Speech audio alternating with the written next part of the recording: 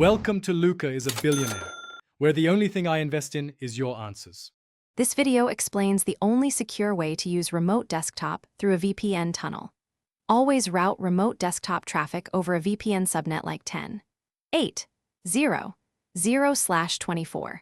Use RDP on port 3389 and keep MTU at 1500 for stable connections. Disable split tunneling so all remote desktop traffic flows through the VPN and not the public interface. Confirm your client receives a private IP from the VPN. Confirm server and client clocks are synchronized for certificate validation. Start by installing a site or host VPN like OpenVPN or WireGuard. Install OpenVPN on port 1194 UDP or WireGuard on port 51820 UDP to establish encrypted tunnels.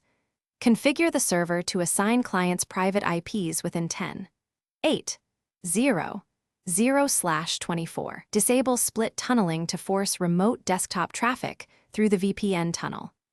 On the target host, allow port 3389 only from the VPN subnet in the server firewall. Ensure NAT or routing forwards VPN addresses to the internal host network properly. Harden access by enforcing strong credentials and 2FA before granting remote desktop access. Restrict RDP access to 10.8.0.0/24 and log connections for audits and incident response. Set keep-alive to 60 seconds and an idle timeout of 300 seconds to drop stale sessions. If a client cannot connect, test a VPN ping to the host IP, then attempt RDP to the host at 10.8.0.5/3389.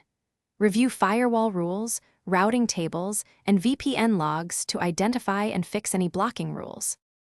Thanks for watching and please subscribe. It's the best investment you'll ever make.